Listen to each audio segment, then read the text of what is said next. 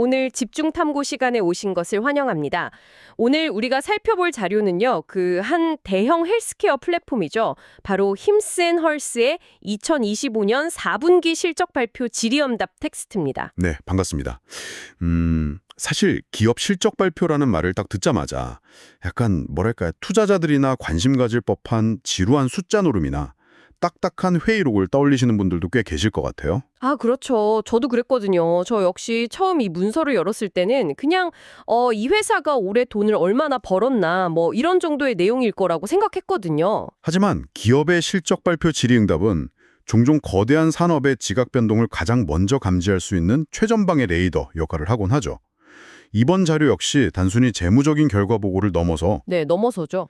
현대 의료산업 생태계 전체가 어떤 방향으로 흘러가고 있는지 보여주는 아주 날것의 단서들을 가득 품고 있습니다. 맞습니다.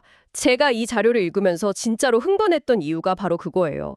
듣고 계신 여러분이 앞으로 집에서 어떻게 질병을 선제적으로 예방하고 또 인공지능의 도움을 받아서 내 몸을 관리하게 될지 그 헬스케어의 미래를 엿볼 수 있는 내용들로 꽉 차 있었거든요. 단순히 아플 때 병원에 가는 시대가 저물고 있다는 거죠. 네, 맞아요. 그 느낌을 아주 강하게 받았습니다. 오늘 우리의 미션도 바로 그 지점에 있습니다.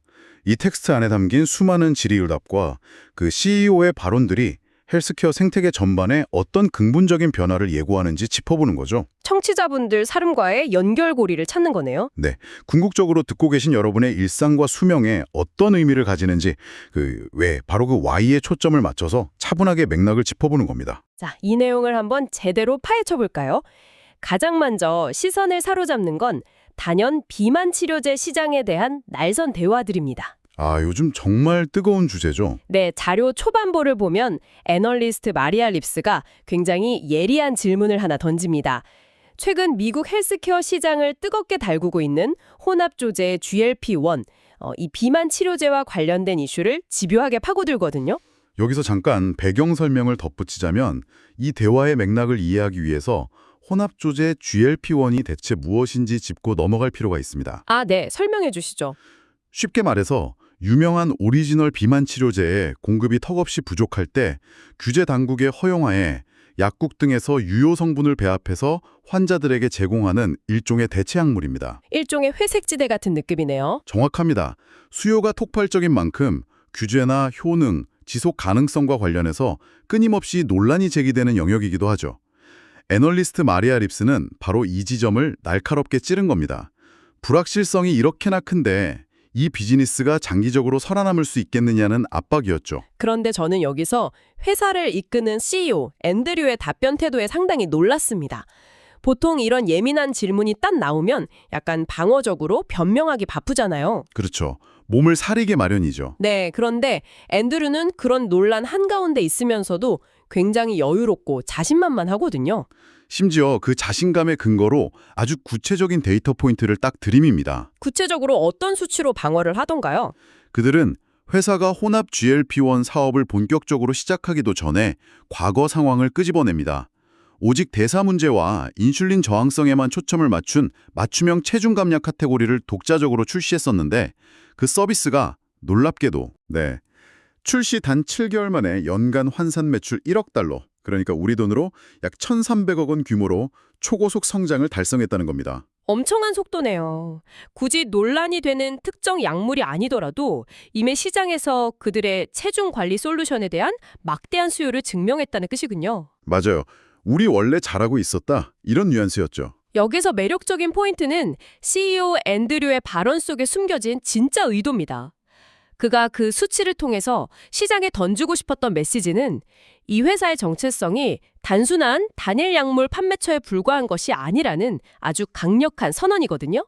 단일 약물 판매처가 아니다. 네, 대형 제약사들이 준비 중인 차세대 치료제들이나 임상 2상, 3상 단계에 있는 수많은 바이오텍의 파이프라인을 한번 고려해 보십시오. 향후 2에서 3년 내에 사람들의 삶을 바꿀 완전히 새로운 비만 치료제들이 수십 개나 더 쏟아질 예정입니다. 아, 그러니까 이 플랫폼은 지금 유행하는 그 특정 약 하나에 회사의 명운을 걸고 있는 게 전혀 아니라는 거군요. 그렇죠. 다수의 혁신적인 신약들이 시장에 홍수처럼 쏟아져 나올 때 결국 최후의 승자는 누가 될까요? 누가 될까요? 바로 그 수많은 약들을 개별 환자의 특성에 맞게 가장 잘 연결해주는 플랫폼입니다. 설령 극단적인 규제 변화로 당장 혼합 GLP-1을 취급하지 못하는 상황이 오더라도 타격이 없다는 거죠. 그들은 이미 환자들에게 끊임없이 진화하는 다양한 선택지를 제공할 거대한 유통 인프라를 구축해 두었기 때문입니다. 듣고 계신 여러분의 입장에서 한번 상상해 보시죠. 여러분이 다이어트나 체중 감량을 위해서 병원을 딱 찾았을 때 그냥 의사가 요즘 뉴스에 가장 많이 나오는 똑같은 약 하나를 일괄적으로 툭 처방해 주는 시대가 끝난다는 의미입니다. 네, 완전히 끝나는 거죠. 그래서 데이터화해서. 거기에 완벽히 균형을 맞춘 나만의 옵션을 제공받게 되는 그런 시대를 우리가 지금 넘어가고 있는 겁니다. 게다가 자료를 조금 더 깊이 들여다보면요.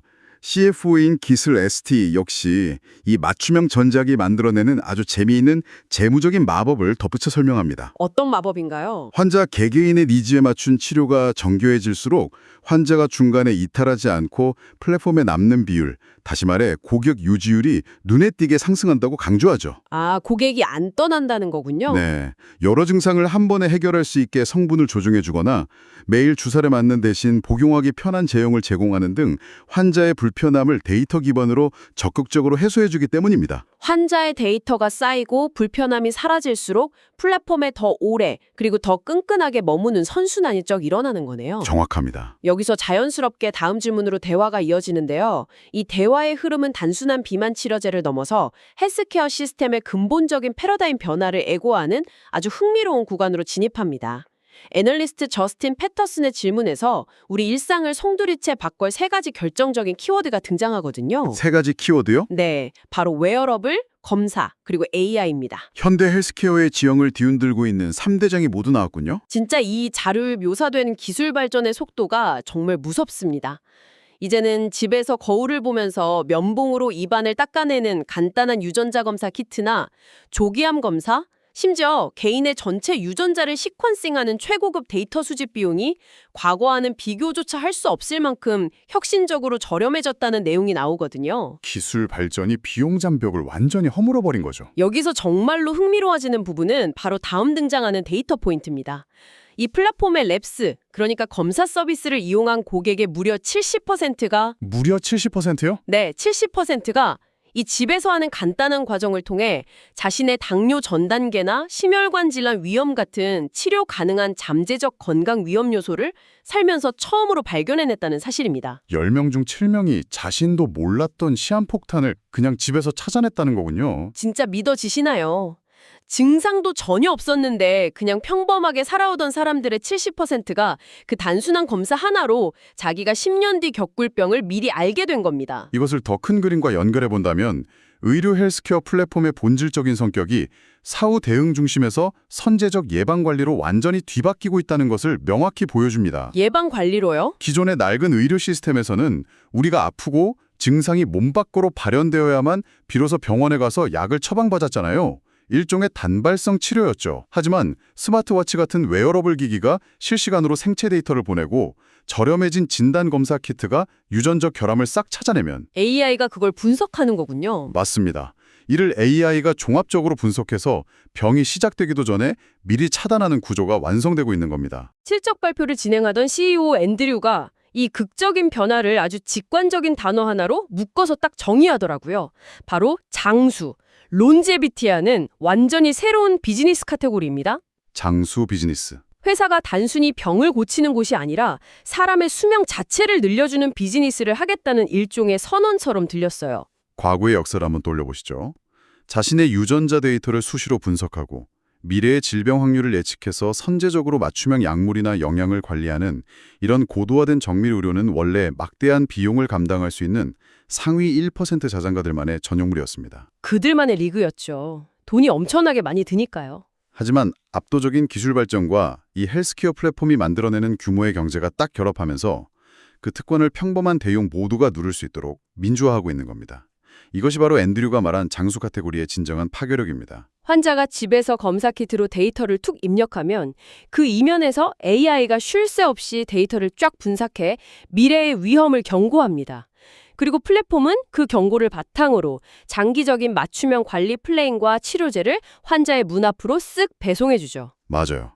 거대한 예방의학의 플라이휠이 팽팽하게 돌아가는 셈입니다. 네, 플라이휠이 돌아가고 있죠. 재무적인 관점에서 보더라도 이 플라이휠은 매우 영리한 비즈니스 모델입니다. 선제적 예방관리는 한 번 약을 먹고 끝나는 단발성 거래가 아니잖아요. 평생 관리를 해야 하니까요. 질병을 예방하기 위해 환자와 플랫폼이 아주 긴밀하게, 그것도 수십 년간 장기적인 관계를 맺게 만드는 생애주기 비즈니스죠. 앞서 언급된 CFA 설명과도 일맥상통합니다. 아까 말씀하신 그 고객 유지율이요. 네, 이렇게 높아진 고객 유지율은 끊임없이 새로운 고객을 데려와야 하는 엄청난 마케팅 비용을 완벽히 상쇄하고도 남을 만큼 높은 투자 대비 수익률을 창출합니다. 2020년 이후에는 이런 데이터 인프라 기반 투자들이 스스로 수익을 내며 비용을 충당하는 완벽한 궤도에 오를 것이라고 회사는 전망하고 있죠. 방금 말씀하신 마케팅 비용 이야기가 나와서 말인데요. 자료의 중반부로 넘어가면 애널리스트 크레이그 헤텐바우와 에릭 퍼처가 마케팅 트렌드와 장기 수익성에 관해 아주 흥미로운 질문들을 던집니다.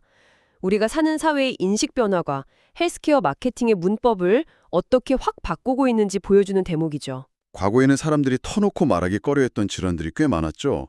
예를 들어 남성의 성건강이나 심각한 탈모 같은 문제들에 대한 사회적 거부감이 지금은 크게 줄어들고 있습니다. 사람들이 이제 숨기지 않는다는 거네요. 건강이라는 카테고리가 단순히 아픈 곳을 치료하는 것에서 내 삶의 질과 자신감을 최적화하는 것으로 넓어지면서 나타나는 자연스러운 현상입니다. 맞춤형 치료가 정교해지고 이런 심리적 장벽이 낮아질수록 마케팅의 타겟팅 효율도 극대화될 수밖에 없습니다. 회사가 딱 발표한 숫자들의 기세가 그 효율성을 바로 증명하더라고요. 기존 핵심 사업들의 성장세가 정말 무섭거든요. 수치가 아주 좋았죠. 네, 2025년 실적을 보면 남성을 타겟으로 한 브랜드인 힘스는 전년 대비 무려 30%나 폭발적으로 성장했습니다. 테스토스테론 치료나 성건강, 탈모 분야가 이 성장을 확 견인했죠. 여성을 위한 브랜드인 허스 역시 앞서 말한 검사 부문이나 폐경기 지원, 피부 관리에서 아주 견고한 성장을 보여줬습니다. 그중에서도 애널리스트들의 이목을 끈 건 단연 새롭게 런칭한 신규 서비스들의 안착 속도입니다. 맞아요. 불임 문제, 폐경기 증상 완화, 남성 호르몬 저하 치료, 그리고 혁신적인 홈 검사 부문 같은 신규 카테고리들이 출시된 지 불과 몇 달 지나지 않았는데도 모조리 연 매출 1억 달러 규모로 빠르게 치고 올라갈 것으로 회사는 예상하고 있습니다. 엄청난 속도죠. 그리고 이 폭발적인 기세를 바탕으로 아주 대담한 2030년 장기 목표를 시장에 쾅 하고 던집니다. 그 목표 수치가 꽤 인상적이었습니다. 매출 60억 달러, 그리고 실제 현금 창출력을 보여주는 삼각전 영업이익, 즉 EBITDA를 13억 달러 달성하겠다는 겁니다. 수익성 20%를 견고하게 만들겠다는 매우 공격적이고도 자신감 넘치는 선언이죠. 듣고 계신 여러분, 60억 달러면요, 우리 돈으로 자그마치 8조 원에 가까운 엄청난 규모의 거대 기업이 되겠다는 뜻입니다. 이 대목에서 우리가 절대 놓치지 말아야 할, 어찌 보면 이 실적 발표 자료 전체를 통틀어 가장 큰 반전이라고 할 수 있는 재무적 진실이 하나 숨어 있습니다. 오, 어떤 반전인가요? 지금 세상의 모든 뉴스 언론과 대중의 관심이 온통 GLP-1 비만 치료제 열풍에만 쏠려 있습니다. 이 회사 역시 겉보기엔 그 열풍에 올라탄 수혜주처럼 보이죠. 네, 다이어트 약품 회사처럼 보이니까요. 하지만 CFO가 명확히 밝힌 바에 따르면 현재 이 플랫폼이 만들어내는 매출과 강력한 현금 흐름의 절대 다수는 그 화려한 체중 감량 약물이 아닙니다. 그럼 뭐죠? 바로 테스토스테론 치료나 모발 관리, 성건강 같은 기존의 오래된 핵심 사업 분야에서 그 절대 다수의 현금이 뿜어져 나오고 있습니다.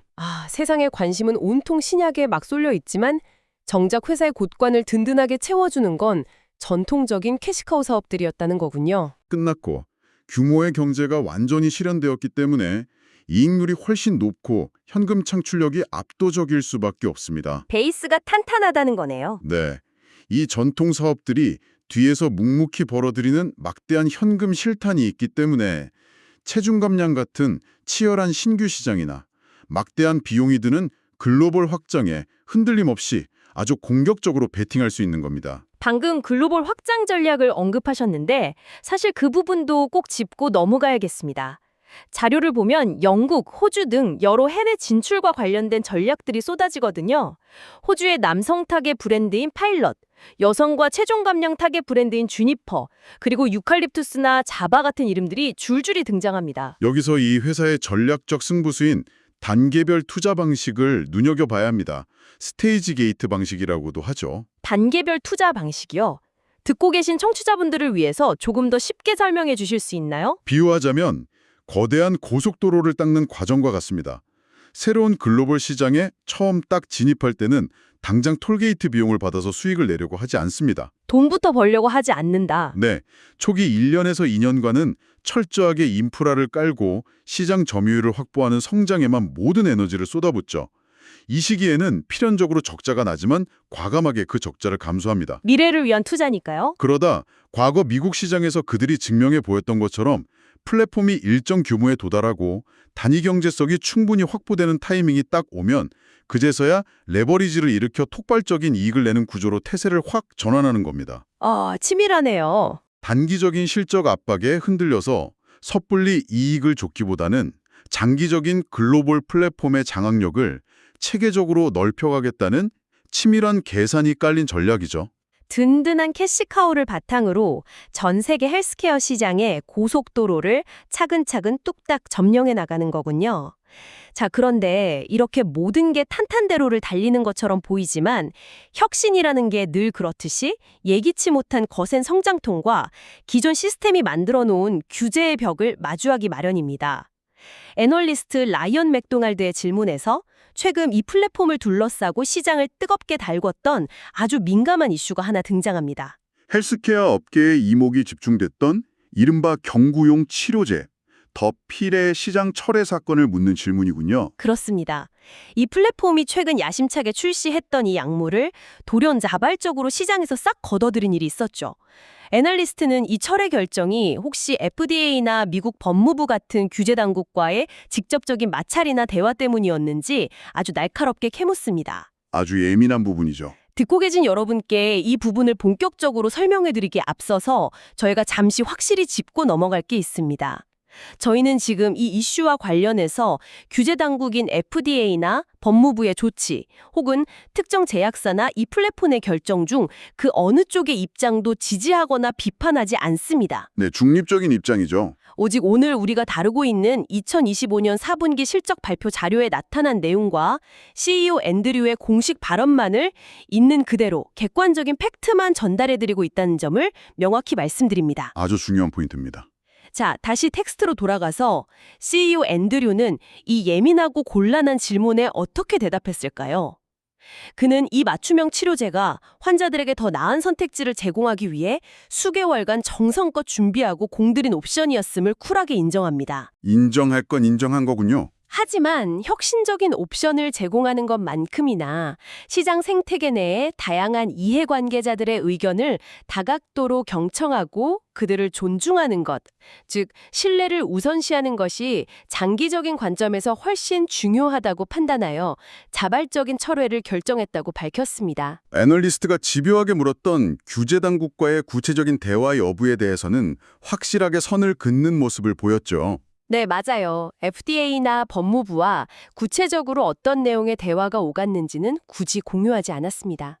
다만 FDA가 소비자의 안전을 지키는 데 있어 매우 핵심적인 역할을 하고 있음을 깊이 신뢰하며 제기된 우려사항들을 해결하기 위해 당국에 성실하게 협조하고 있다는 매우 정제된 공식 입장을 내놓았습니다. 이는 우리에게 아주 중요한 질문을 던집니다. 파괴적인 혁신을 앞세워 낡은 관행을 깨부수려는 새로운 헬스케어 플랫폼이 기존의 견고한 제약 생태계 및 보수적인 규제 당국과 앞으로 어떻게 공존해 나갈 것인가 하는 근본적인 딜레마죠. 싸울 것인가, 협력할 것인가. CEO의 발언을 행간까지 꼼꼼히 딱 뜯어보면 이들은 기존 시스템과 정면으로 충돌하며 소모전을 벌이기보다는 생태계 내에서 자신의 역할과 위치를 아주 유연하게 재정립하려 한다는 점을 명확히 읽을 수 있습니다. 굳이 규제 당국이나 거대 제약사들과 각을 세우며 긁어부스럼을 만들지 않겠다는 거군요. 정확한 지적입니다.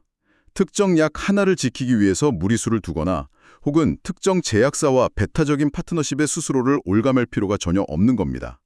앞서 계속 강조했듯이 이 플랫폼의 진짜 거대한 비전은 스스로 신약을 개발하는 바이오텍이 되는 것이 아니거든요. 그럼 뭐죠? 앞으로 수년 내에 쏟아질 수많은 브랜드 제약사들의 차세대 신약들을 대규모로 환자들에게 쫙 연결해주는 거대 소비자 유통 채널로서의 지위를 더욱 굳건히 하는 데 초점이 맞춰져 있습니다. 제약사와 환자를 잇는 가장 강력하고 굵은 파이프라인 그 자체가 되겠다는 전략적 선택이죠. 그 말씀을 딱 듣고 보니까 이 자료 전체를 관통하는 핵심 메시지 중 하나가 바로 무서운 적응력이라는 생각이 듭니다. 회사는 어떤 제약사의 제품만 무조건 밀어주겠다는 식의 닫힌 태도를 전혀 보이지 않거든요. 그렇죠. 늘 열려 있죠. 결국 이 플랫폼이 최우선으로 삼는 건 소비자가 원하는 가격대와 소비자가 개인적으로 감당할 수 있는 부작용의 유연성이라는 겁니다. 소비자의 니즈가 시대에 따라 싹 변하고 규제 환경이 바뀌면 우리도 거기에 맞춰 카멜레온처럼 계속 진화하며 최적의 옵션을 유통하겠다는 그 엄청난 유연성이 돋보입니다. 제약사들이 실험실에서 아무리 기적 같은 완치약을 만들어낸다고 해도 그것이 실제 환자의 손에 적절하게 딱 들어가기까지는 결국 강력한 유통 채널이 필수적입니다. 이 회사는 수백만 명의 일상적인 건강 데이터를 실시간으로 보유하고 있고 그 환자들이 당장 무엇을 필요로 하는지 시장에서 가장 먼저 파악할 수 있는 최전선에 서 있습니다. 가장 유리한 고지를 점하고 있는 거네요. 이번 실적 발표는 이 플랫폼이 헬스케어 산업 내에서 누구도 쉽게 대체할 수 없는 핵심 연결고리로 완전히 자리 잡았음을 투자자들과 경쟁자들에게 강하게 각인시키는 자리였던 셈입니다. 그렇다면 이 모든 게 도대체 무슨 의미일까요?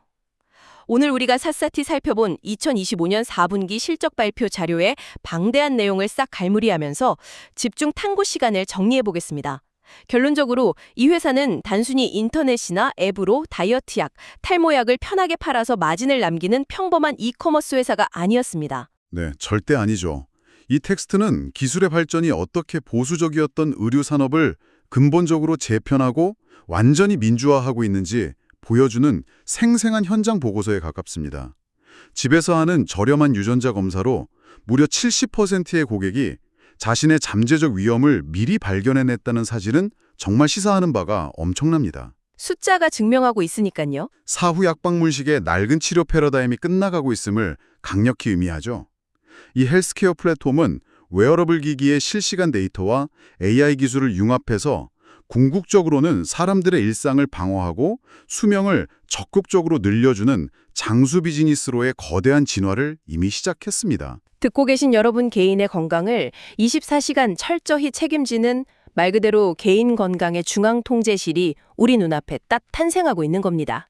여러분, 오늘 당장 여러분의 손목에 차고 계신 스마트워치나 혹시 호기심에 한 번쯤 해보셨을 법한 그 입안의 유전자 검사 키트를 다시 한번 찬찬히 바라보시기 바랍니다. 그냥 단순한 기계가 아니라는 거죠. 그것들이 단순한 전자기기나 호기심 충족용 장난감이 아니라 10년 뒤에 여러분이 겪게 될지도 모를 심혈관 질환이나 무서운 당뇨병을 오늘 이 순간 완벽하게 막아주는 가장 강력한 방패가 될 수 있다는 사실을 오늘 이 자료가 선명하게 증명해주고 있습니다. 일상이 방어선이 되는 거네요. 자, 이제 오늘 다룬 이 놀라운 자료를 바탕으로 마지막으로 좀 발칙한 상상을 하나 툭 던져보며 오늘 시간을 마무리하고자 합니다. 자료에서 회사 CEO가 언급했던 AI와 일상 데이터를 통한 질병의 선제적 예측, 그리고 이 장수의 시대를 끝까지 한번 확 밀어붙여 상상해 보시죠. 상상해 볼까요? 만약 머지않은 미래에 AI가 여러분의 전체 유전자 검사 결과와 스마트워치가 1초 단위로 수집하는 매일의 일상 데이터를 24시간 실시간으로 완벽하게 분석하는 시대가 온다면 어떨까요? 모든 게 연결되는 시대 말이죠. 네, 여러분의 몸에 어떤 질병의 미세한 증상이 단 하나라도 나타나기 수년 앞서서 AI가 그 발병 확률을 99%로 미리 예측해버리는 겁니다.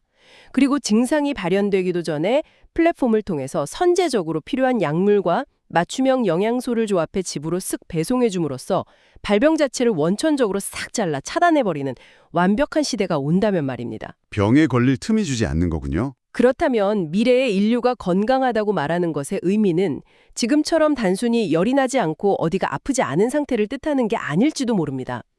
매일매일 나의 생물학적 데이터를 끊임없이 모니터링하고 AI의 지시와 분석에 따라 내 몸을 최적화해 나가는 평생 멈추지 않는 적극적인 관리의 과정으로 건강의 정의 자체가 완전히 뒤바뀌지 않을까요? 아, 건강이란 개념의 대격변이네요. 듣고 계신 여러분, 여러분은 당장 여러분의 10년, 20년 뒤 유전적 미래를 모조리 미리 들여다보고 질병에 오기 전에 그 운명을 통제할 준비가 되셨습니까?